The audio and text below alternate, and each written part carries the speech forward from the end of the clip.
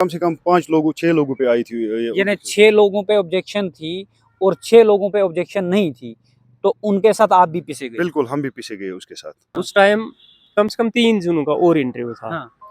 उसमें छमकूट, लंगेट और द्रोगमुला जोन था। जब कमेटी बनी थी, मतलब जब पैनल बनी थी, पैनल ने 12-13 जोनों का बराबर इंटरव्यू किया। सेम पैनल थी, कोई भी चेंज नहीं आई। अगर हमारी जो पैनल थी, कोर्ट ने इलीगल करार दे दिया गया, तो जो बाकी इस टाइम जॉब कर रहे हैं उनकी लीगल कैसी है? ऑलरेडी पोस्ट फ्रीज की है, वो हम चाहते हैं कि वो डिफ्रीज करे। और जिस तरह अभी हाल ही में जो रहबरी तालीम के लिए जजमेंट आई थी सुप्रीम कोर्ट से, ऑनरेबल सुप्रीम कोर्ट से, तो वो जजमेंट हम चाहते हैं कि उसमें भी लागू हो जाए। जो भी रहबर पॉलिसी है उसमें टीईटी होना चाहिए। हम बोलते हैं कि अगर हमारी सिलेक्शन करोगे, हम भी कह रहे हो कि हम आपको सरकार में लगा देंगे। वो बोलता है कि हम 500 भी करेंगे, मगर ये जो कॉन्सेप्ट है ये बिल्कुल गलत पोस्ट है। आप उन पे रिक्रूटमेंट आप स्टार्ट करो। और 13 जून में ऑलरेडी इंटरव्यू हो गया ना, उसमें जो हमारे चेयरमैन सिलेक्शन कमेटी है वो उसमें प्रेजेंट ही नहीं थे।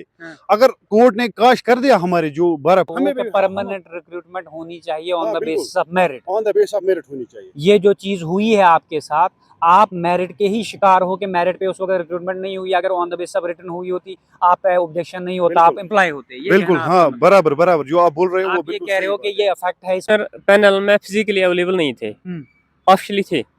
उन्होंने सिलेक्शन लिस्ट पे साइन किया। उस टाइम जो हमारा सिलेक्शन लिस्ट है उसमें भी डिप्टी कमिश्नर का साइन है, फिर हमारी पैनल इलीगल कैसे? बाद आदाब दोस्तों, मैं Mohammad Khalid, the strong signal में आपका स्वागत है। दोस्तों, आपने आए दिन मेरे चैनल से खबरें देखी होंगी कि हम जो इशू उठाते हैं उस इशू में सबसे ज़्यादा हमने एजुकेशन पे फोकस किया। और एजुकेशन डिपार्टमेंट के साथ ही एक connected department youth service and sports है, जिसमें 2019 में रहबरे खेल की रिक्रूटमेंट हुई। रहबरे खेल की रिक्रूटमेंट होने के बाद उन लोगों ने 7 साल का टाइम भी कंप्लीट कर लिया।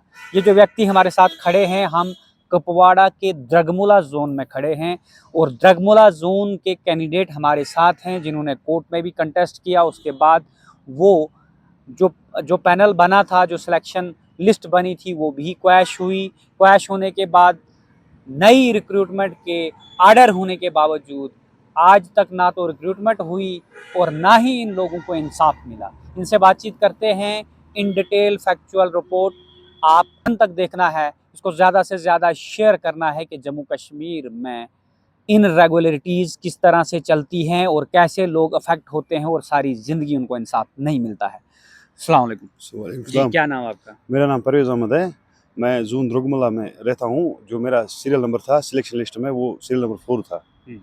तो हुई ये बात कि जब लिस्ट निकली, बराबर हमारे जो कुपवाड़ा है उसमें 13 जोने हैं, एजुकेशनल जोने हैं। उसमें जब लिस्ट निकली तो वो प्रोविजनल सिलेक्शन लिस्ट निकली 13 जोनों की। फिर उसके बाद लगभग 5-6 जोनों की ऑब्जेक्शंस आ गई कि उन्होंने बोला कि हमें लिस्ट में थोड़ी बहुत प्रॉब्लम है। तो जब उन्होंने कोर्ट किया तो कोर्ट वहाँ जस्टिस अली मोहम्मद मगरी ने वहाँ उनको ऑर्डर दे दिया कि जो भी ऑब्जेक्शन है वो आप डीसी ऑफिस में सबमिट करो। उसमें जोन हंदवारा था, जोन लंगेट था, जोन छमकूट था और जोन त्रहगाम था। तो हुई ये बात, जो जोन त्रहगाम में था एलिगेशंस थे, वो जोन द्रगमुला में भी थी एलिगेशंस। फिर हुई ये बात कि ऑलरेडी जो बाकी जोन है उन्होंने अपना क्लियर करवा दिया, ऑब्जेक्शन विड्रा करवा दी। वो कैसे करवा दी, उन्होंने किस तरह करवा दी, वो वही जानते हैं किस तरह। फिर हमारा मसला रह गया द्रगमुला जोन का। फिर जोन द्रगमुला में ऑलरेडी कम से कम एक कमेटी बनी, तो उन्होंने उस कमेटी ने ऑलरेडी वहाँ से ऑर्डर दिया कि आप इनके जो डॉक्यूमेंट्स है वो चेक करो, उसके बाद उनकी जो सिलेक्शन है वो आप कंटिन्यू करो। तो फिर वो कमेटी का जो ऑर्डर था वो भी एक्सेप्ट नहीं हुआ। उसके बाद दूसरी कमेटी बनी तो उसने भी वही दे दिया, क्योंकि उसमें ऑलरेडी एलिगेशंस है, क्योंकि लिस्ट में फेवरेटिज्म और नेपोटिज्म है। तो जब तीसरी कमेटी बनी तो उसने भी यही उसके बेस पे ऑलरेडी उन्होंने ये ऑर्डर दिया कि उनकी जो लिस्ट है वो आप कंटिन्यू कर दो। हाँ, जिस पे कोई ऑब्जेक्शन है या कोई कुछ प्रॉब्लम है या कुछ उसके डाउट है, तो वो पहले अपने ऑब्जेक्शंस क्लियर करेगा, उसके बाद वो कंटिन्यू ज्वाइन करेगा। 7 साल हो गए, 7 साल में ऑब्जेक्शन क्लियर नहीं हुए, आपकी लिस्ट प्रिपेयर नहीं हुई, आपको नहीं लगाया गया। क्या इशू? फिर मसला मैं आपको बताऊंगा फैक्ट। फिर मसला है कि फिर जब हमारी लिस्ट विड्रॉ हुई ऑन द बिहाफ ऑफ जो डिप्टी उस वक्त ड्यूजल कमिश्नर थे वो बशीर अहमद खान साहब थे, उसने ऑलरेडी वहाँ ऑर्डर दिया कि कुपवारा डीसी को कि जो उनकी लिस्ट है वो आप विड्रॉ कर दे। आप कौन से वाले हैं? एक लिस्ट पहले बनी, हाँ जिस लिस्ट पे ऑब्जेक्शन लगे, बिल्कुल। ऑब्जेक्शंस आपने लगाए? ऑब्जेक्शन यानी आपकी आप ऑब्जेक्शन वाली लिस्ट में थे या सिलेक्टेड लिस्ट हम में? सिलेक्टेड लिस्ट में थे। आप सिलेक्टेड हाँ, लिस्ट हम में। सिलेक्टेड लिस्ट में थे। ऑब्जेक्शंस क्योंकि जो लड़के हमारे ऑलरेडी अगेंस्ट थे उनको हमने बोला था कि आप एक काम करो, आप उसी को ऑब्जेक्शंस करो जो ऑलरेडी जो जिसने ऑलरेडी किसी का आप मेरिट पे खाया है। ऑब्जेक्शन लगा था? मुझ पे ऑब्जेक्शंस ऑब्जेक्शन आपके यानी आपके जोन की कितनी पोस्टें थी? हमारे जोन की 12 पोस्टें थी। 12 जी पोस्टें। जी 12 पोस्टों में से कितने लोगों पे ऑब्जेक्शन लगी 12 थी? पोस्टों में कम से कम 6 लोगों पे आई थी ये यानी objection। 6 लोगों पे ऑब्जेक्शन थी और 6 लोगों पे ऑब्जेक्शन नहीं थी, तो उनके साथ आप भी पिसे गए? बिल्कुल हम भी पीछे गए उसके साथ। हम भी पीछे उसके साथ फिर ऑलरेडी हमारा जो एक लड़का है वो आपने कोई कोर्ट केस किया? हमने फिर कोर्ट किया इरशाद अहमद लून के नाम पे हम्म। 2019 में। फिर कोविड आ गया तो फिर ऑलरेडी वहाँ ऑलरेडी वो फिर लंबा चलता गया।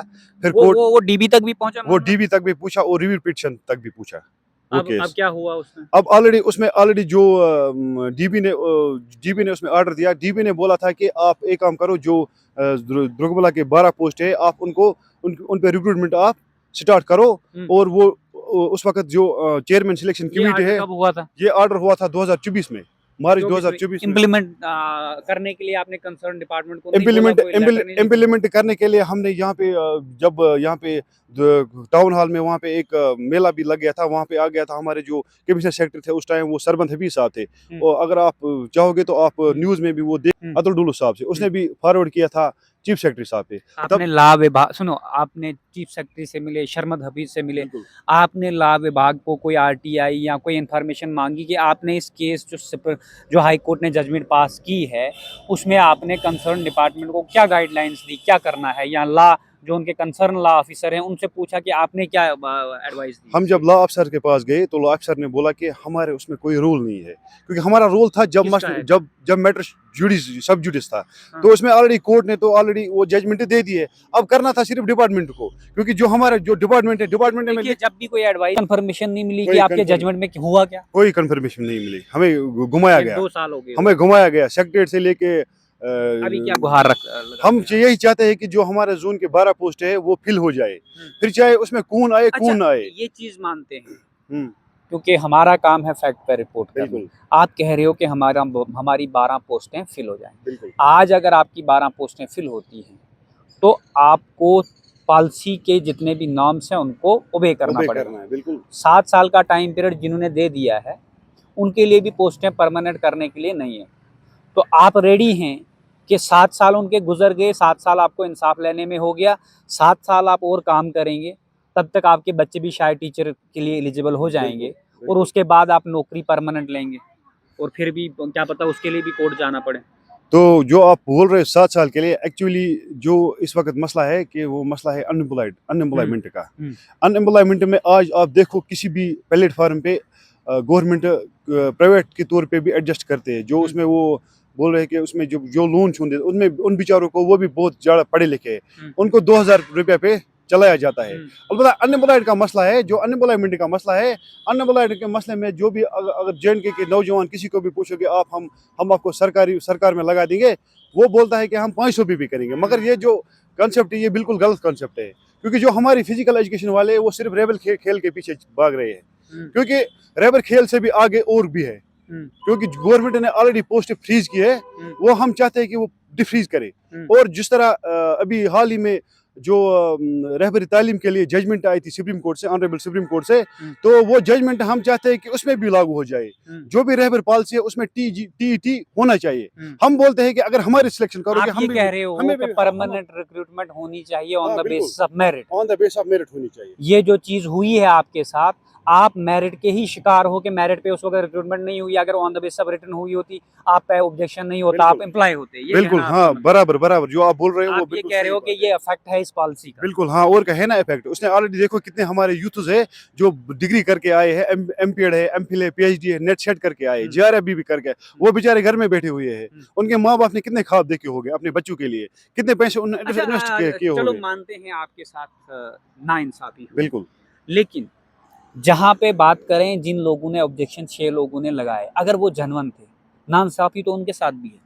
और वो तो है ना, वो तो ऑलरेडी सिस्टम में प्रॉब्लम है ना, यानी ये वो तो काम जो सिस्टम की किया वो तो प्रॉब्लम है। सिस्टम ने किया। हाँ, वो तो सिस्टम की और प्रॉब्लम पॉलिसी है। जो क्रिएट की पॉलिसी जो क्रिएट हुई, अगर उसमें लूप होल नहीं होते, एक जेडीओ को पावर नहीं दे दी जाती कि आप सारा कुछ करें, या एक डिप्टी कमिश्नर को दे दिया, वो एज ए चेयरमैन रखा, उसने देखा ही नहीं, लेकिन डिस्ट्रिक्ट ऑफिसर सारी चीज़ें मैनेज कर रहा था। बिल्कुल। डिस्ट्रिक्ट सबसे बड़ा एलिगेशन ये है आपके डिस्ट्रिक्ट के अंदर जो सुनने में आ रहा है कि जब सिलेक्शन कमेटी बनी, सिलेक्शन कमेटी का चेयरमैन होता है डीसी, इसमें था, बिल्कुल।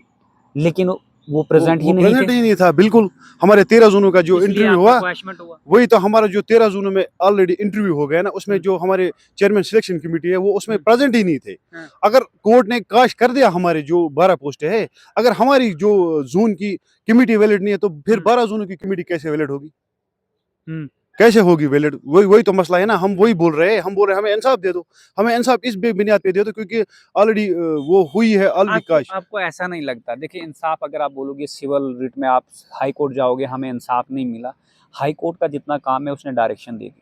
हाई कोर्ट किसी को ये नहीं कहता कि आप जाओ एफआईआर लगवाओ।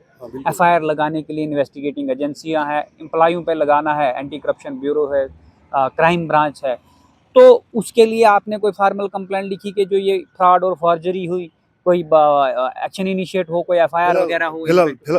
फिलहाल हमने ऑलरेडी वो चल रहा है। फिलहाल हमने जो पिछली बार है हमने रिप्रेजेंटेशन डाली है, एक और रिप्रेजेंटेशन हमने डाली है कि जो डायरेक्टर है, director youth service and supports और कमिश्नर सेक्रेटरी है, और जो चेयरमैन सिलेक्शन कमेटी है, उसको सिर्फ 3 दिन हो गए हैं। अभी हम देखते हैं वहाँ से क्या आउटकम निकलेगा, तो उसी हिसाब से हम भी चल रहे हैं। हाँ, हमारे साथ और हैं भाई साहब, इनसे भी बातचीत करें। क्या नाम है सर आपका? मुजफ्फर इकबाल नाम है मेरा। मुजफ्फर इकबाल मैं भी साहब, आप भी द्रगमुला जोन से, आप भी सिमिलर कैंडिडेट हैं या आप भी सिमिलर कैंडिडेट हैं या? सिमिलर कैंडिडेट हूँ, सिलेक्शन लिस्ट में आया था मैं। आप भी सिलेक्शन लिस्ट? हाँ, मेरी सिर्फ मतलब एक ही बात का दुख होता है ज्यादातर, अगर जब हमारा इंटरव्यू था, हाँ। उस टाइम कम से कम 3 जूनों का और इंटरव्यू था। हाँ। उसमें छमकूट, लंगेट और द्रगमुला जोन था। जब कमेटी बनी थी, मतलब जब पैनल बनी थी, पैनल ने 12-13 जूनों का बराबर इंटरव्यू किया, सेम पैनल थी, कोई भी चेंज नहीं आई। अगर हमारी जो पैनल थी, कोर्ट ने इलीगल करार दे दिया गया, तो जो बाकी इस टाइम जॉब कर रहे हैं उनकी लीगल कैसी है? देखिए, ये इनका कहना क्लियर है, discrimination on the base of caste, on the base of sex, on the base of place of birth. इसका बर्थ जो हुआ है वो शायद किसी फिजिकल एजुकेशन डिपार्टमेंट के अंदर जो एम्प्लॉय हैं वो काम नहीं करते थे, ये किसी और वर्ग से आता होगा। तो जिन लोगों जो फिजिकल एजुकेशन डिपार्टमेंट में काम करते थे, शायद उन जोनों का सिलेक्शन लिस्ट नहीं रुका, और जिसमें कम थे, जो लोग बाहर हो रहे थे उनके रिलेटिव्स, तो वो लोग, उनका लिस्ट ही नहीं बना। अब दूसरी बात है, जिस टाइम मतलब डिप्टी कमिश्नर पैनल में फिजिकली अवेलेबल नहीं थे, ऑफिशियली थे, उन्होंने सिलेक्शन लिस्ट पे साइन किया। 13 जूनों का सिलेक्शन लिस्ट किसने बनाया? ओब्वियसली डिपार्टमेंट ने बनाया, जो वहाँ पे कमेटी और आई थी, आरटीआई में जवाब आया था कि हमारे पास पैनल ही नहीं है। मैं बता रहा हूँ ना आपको, जब साइन किया गया फाइनल प्रोविजनल सिलेक्शन लिस्ट पे, उस टाइम जो हमारा सिलेक्शन लिस्ट है उस पे भी डिप्टी कमिश्नर का साइन है, फिर हमारी पैनल इलीगल कैसे?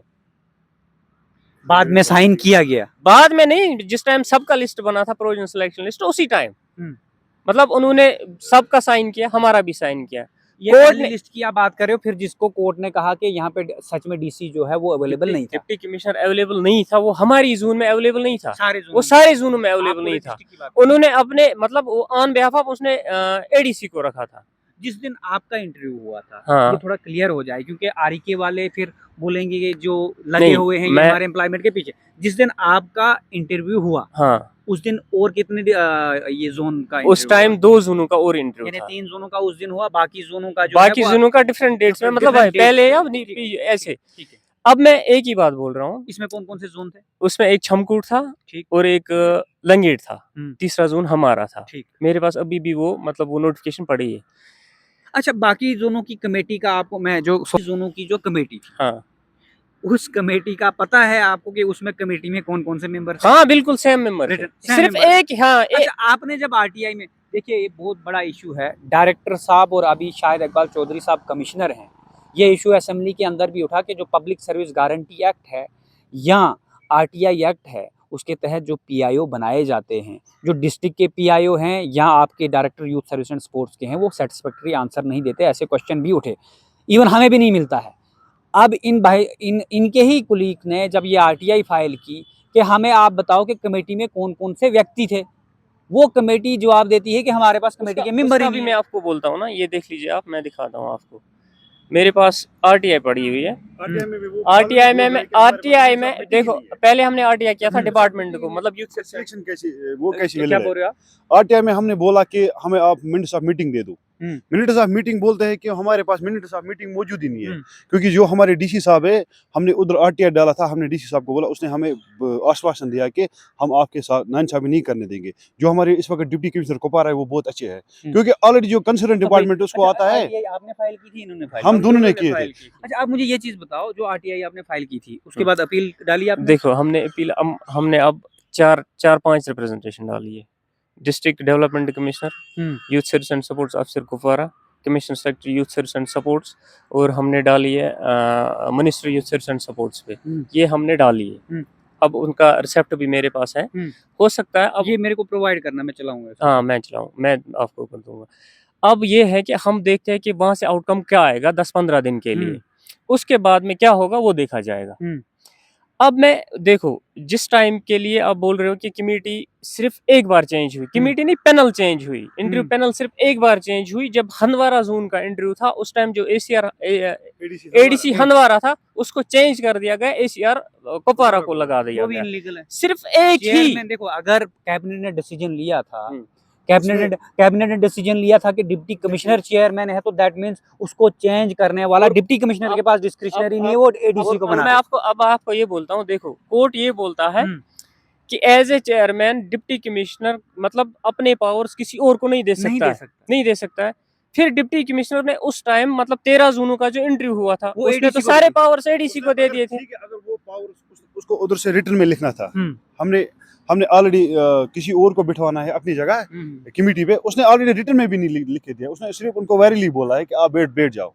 ये तो मसला है ना, ये तो इलीगल है ना, ये तो इलीगलिटी है। आप देखो डिस्ट्रिक्ट बारामूला में क्या हो गया, वहाँ पे जो सिलेक्शन लिस्ट निकली वो डायरेक्ट सिलेक्शन लिस्ट निकली, ओरिजिनल सिलेक्शन लिस्ट नहीं निकली है। ये जो जितनी इनरेगुलरिटीज है, मैं आपको रोकना चाहूंगा, दोनों से ये मैं आपको कंसेंट लेता हूँ, जितनी इनरेगुलरिटीज। अब इसका एक समाधान आ गया, अभी आपने भी बात की, बिल्कुल, कि भाई अगर मेरिट कंप्रोमाइज हुआ है ना, तो गुणवत्ता चेक होती है, क्योंकि आज डिग्री लेना बहुत इजी है, पढ़ा लिखा कितना इंटेलिजेंट होगा उसको भी उस कॉलेज से डिग्री मिल जाती है, एक बंदा टोटली इलिटरेट हो उसको भी मिल जाती है, दोनों को सिमिलर डिग्री मिल जाती है, दोनों सिमिलर जॉब में आ जाएंगे। अगर उनका मेरिट चेक नहीं होगा, यानी रिटन क्वालिफिकेशन नहीं होगी, वाइवा प्रॉपरली नहीं होगा, तो अब सुप्रीम कोर्ट ऑफ इंडिया ने कहा कि सारे टीचरों का पूरे हिंदुस्तान में टेस्ट ले लो, तो इससे तो मेरिट कंप्रोमाइज नहीं होगा। बिल्कुल। तो इसमें आप क्या व्यू रखते हैं कि अगर रहबरी खेल की रेगुलराइजेशन विदाउट रिटन होती तो क्या होगा?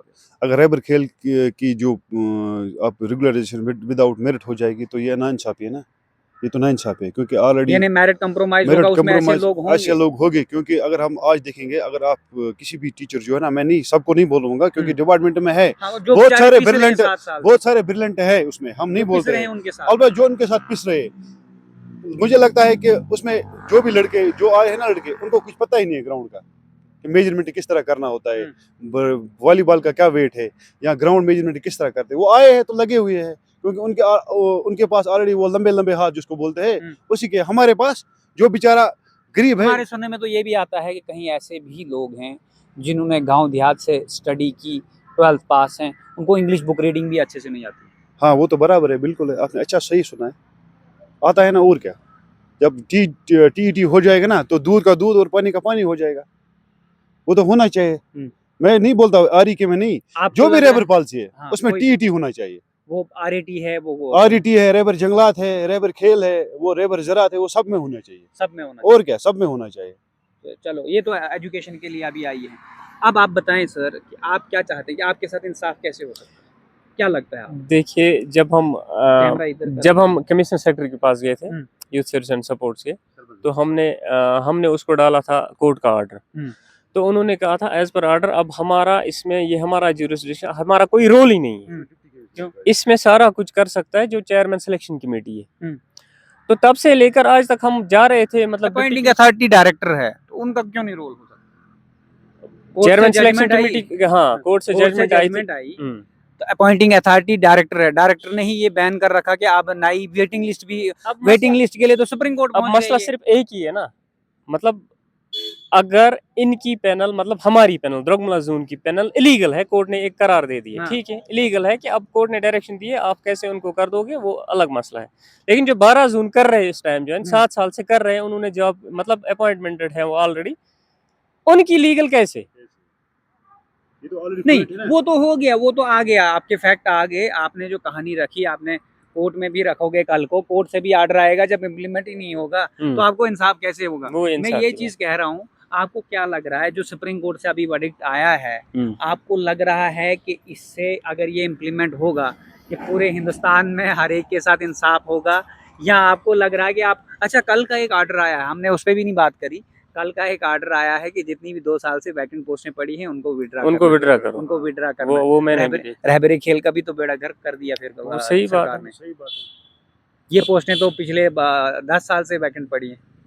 अब हम फंसे ना वहाँ पे, मतलब जिन्होंने डिग्रियां करके मेहनत करके जो रेगुलर गए, क्या रेगुलर गए, कहाँ से की वैसे डिग्री? मैंने अमरावती से किया। अमरावती? हाँ, तो वो गए हैं। अब जो दूसरा बंदा गया है वो यहाँ से गया सिर्फ हेलो सर मैं आ रहा हूँ एग्जाम देने, एग्जाम दिया, वहां से आए, डिग्री लाई, अपॉइंटमेंट मिल गई।